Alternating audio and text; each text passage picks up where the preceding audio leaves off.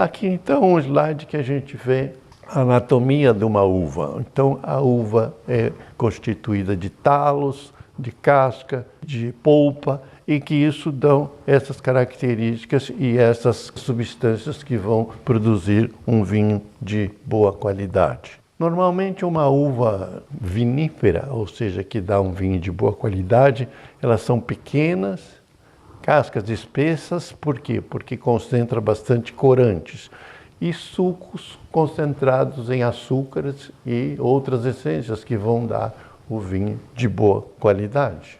Um outro slide que mostra então a colheita. Geralmente a colheita pode ser manual, ou seja, delicada e, além de delicada, já especializada. Os colhedores de uvas já sabem qual é a uva melhor, a pior. Então já existe uma primeira, vamos dizer, escolha nessas uvas do vinho. Mas também pode ser vinho colhido à máquina. E os que são colhidos à máquina são colhidos mais agressivamente. E esses são usados para vinhos de menor qualidade, porque não tem um cuidado todo especial desde o vinhedo até a fabricação da uva. Um slide da Ilha da Madeira, vendo que o transporte, ou seja, transporte é pessoal, carregando feixes de uvas. Depois de colhidas as uvas, geralmente tem todo um processo de boa qualidade da uva. E a uva precisa não começar a fermentar antes de que chegue nas cooperativas ou nas adegas de produtoras dos vinhos. É muito importante que desde o primeiro minuto da colheita até o começo da fermentação da uva sejam cuidados especiais, que isso vão dar qualidades no vinho. Alguns vinhos são feitos com o cacho inteiro da uva, com os talinhos e com todos os galinhos de dentro. Outros preferem fazer uma certa desengaçamento, ou seja, passa numa máquina que batem os cachos e separam os bagos das uvas dos galinhos, e os galinhos não fazem parte do vinho. Mas em uma série de regiões vinícolas, o galinho faz parte do vinho, porque eles dão o equilíbrio entre a acidez e os taninos dos vinhos. A prensagem das uvas deve ser feita com certa delicadeza, como tudo no vinho. Tudo no vinho não tem nada que é improvisado, tudo já está mais ou menos definido. Uma prensa pode ser de vários tipos, pode ser mecânica, pode ser pneumática, pode ser por centrifugação, vários tipos de prensar a uva. De qualquer maneira, a uva não deve ser exprimida nesta primeira etapa, ela é simplesmente quebrada, ela é simplesmente arrebentada o bago para que o suco faça parte do vinho. Aqui um slide que até pode se chamar jocoso, porque então é um slide que está mostrando as pessoas do vinho do Porto pisando na uva e cantando com seus instrumentos. Mas a pisagem com os pés é bastante interessante e bastante boa, porque quando o pé arrebenta a uva, arrebenta com uma certa delicadeza. Não é o peso da pessoa, é um peso justo para que se arrebente as uvas e não que se extraia coisas dela. Mais um slide engraçado, que banho de mosto de vinho nas crianças, então faz bem para a saúde e dão sorte também. Então já o início da fermentação, as uvas que são pisadas, ou seja, prensadas, as uvas vão todas juntas com o caldo, com a casca, com os talinhos internos dos bagos, e começa uma fermentação chamada a primeira fermentação tumultuosa, ou seja, é mais violenta, porque ela começa logo e ela já começa quase que como ferver o vinho que elas estão fazendo. Então, mas não é ferver no sentido. As bolhas são simplesmente o desprendimento do gás carbônico no processo de fermentação. O princípio básico da transformação do suco em vinho é o processo de fermentação. Então, desde que houve a prensagem das uvas, sai o líquido com as cascas e vão para um tonel onde começa uma fermentação. E o processo de fermentação é esse que a gente está vendo nesse slide, ou seja, o açúcar do suco transformando em álcool por um fenômeno de fermentação que é com presença de enzimas. As enzimas são leveduras que são ou naturais ou adicionadas àquele suco que a gente chama de mosto. Então começa a fermentação.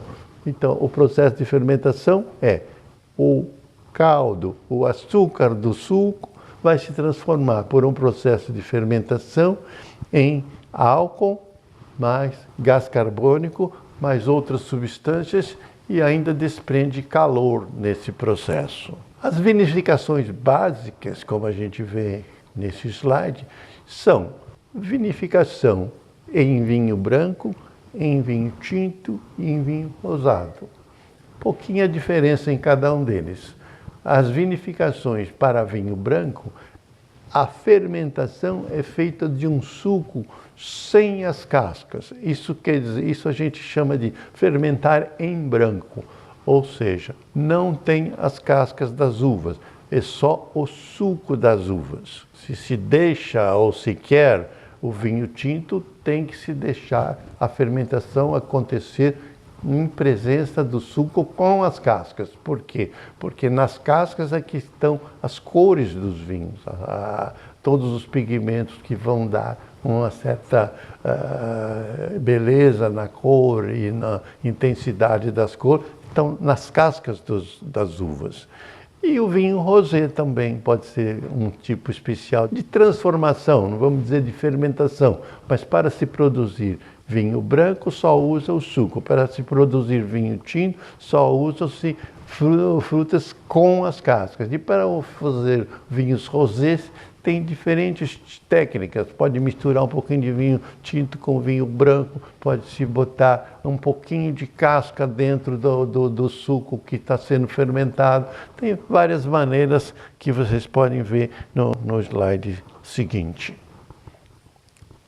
Deve-se existir, então, os recipientes.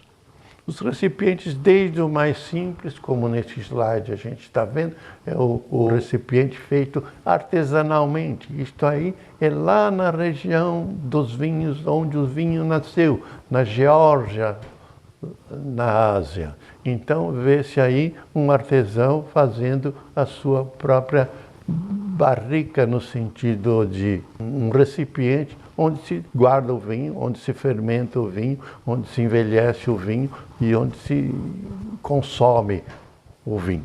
A fermentação pode se dar em grandes tonéis e depois a guarda já são em barricas menores.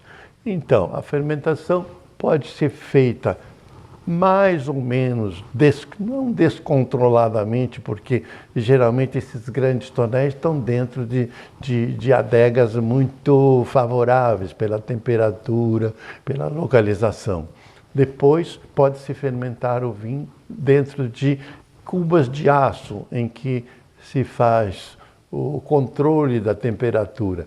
O aço permite que faça um revestimento interno e que controle a temperatura. Geralmente, para os vinhos brancos, o controle da temperatura é muito importante. Quanto mais baixa a temperatura, mais lenta a fermentação vai acontecendo, e se mais lenta acontece, mais nobres são os vinhos, porque vai retirando lentamente todas as essências que essa fermentação pode proporcionar. Além dessa fermentação que a gente chama de tumultuosa, é a primeira. Então, ela se faz assim que sai o suco da uva, já começa uma fermentação. Essa é a fermentação alcoólica. Existe uma outra fermentação que acontece numa fase um pouquinho mais adiantada, quando o vinho já fermentou ou então quando ele está até dentro das garrafas, que é uma fermentação chamada malolática, em que uma substância chamada ácido málico, que é mais duro, mais áspero, vai se transformar num ácido mais macio e mais redondo, ou seja, o ácido málico vai se transformar em ácido lático. O acontecimento dessa fermentação ou é dirigida pelo produtor ou então é espontânea. Então, um ácido málico é muito bom para os vinhos brancos porque dá mais acidez no vinho, e o ácido lático é mais agradável nos vinhos tintos porque é um vinho mais redondo, mais macio.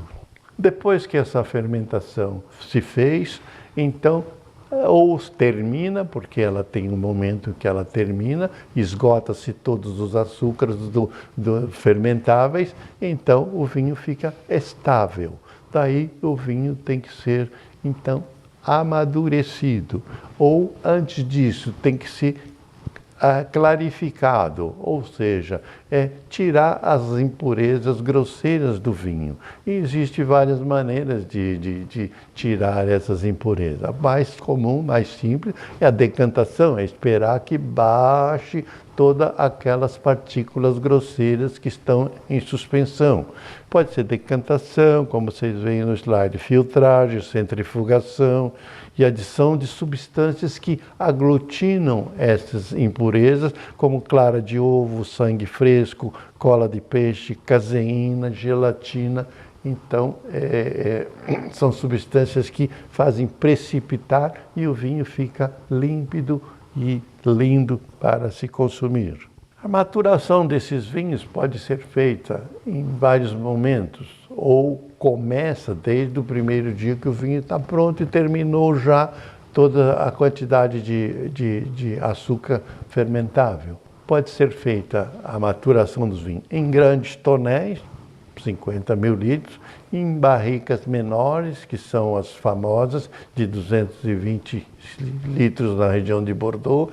Pode ser em garrafas mesmo, porque o vinho, mesmo depois de pronto, ele vai evoluindo espontaneamente dentro da garrafa e vai transformando num vinho jovem, às vezes áspero, às vezes ainda com certas angulações da degustação, para um vinho mais redondo e mais macio. Então isso acontece dentro das garrafas também. Então as garrafas podem ser de muitos tamanhos para guardar os vinhos. Então, desde meia garrafa até 30, 40 litros de vinho. A melhor garrafa para se ganhar um amadurecimento na garrafa são garrafas chamadas Magnum, que são garrafas de 1,5 litro.